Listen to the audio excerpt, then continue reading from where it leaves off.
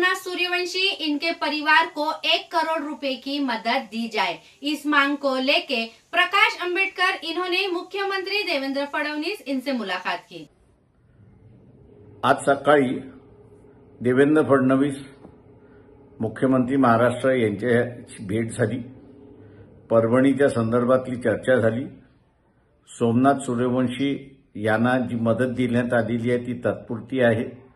त्याच्यात वाढ करण्यात यावी आणि 1 कोटीची किमान त्यांना भरपाई देण्यात यावी। त्यांच्या कुटुंबातल्या एका माणसाला शासनामध्ये नोकरीमध्ये घ्यावं।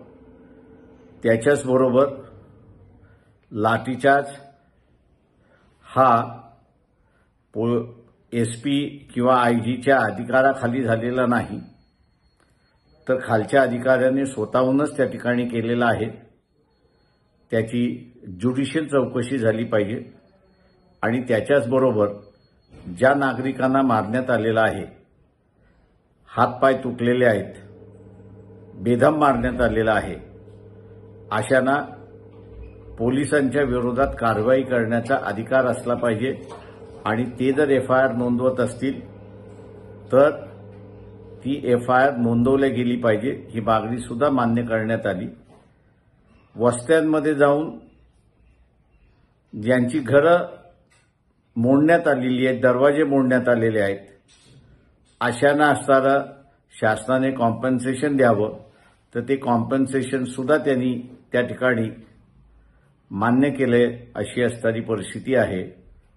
यालाच अनुसरून अनेक प्रश्न झाले की ज्याच्यामध्ये आदिवासींचा सुद्धा झाला।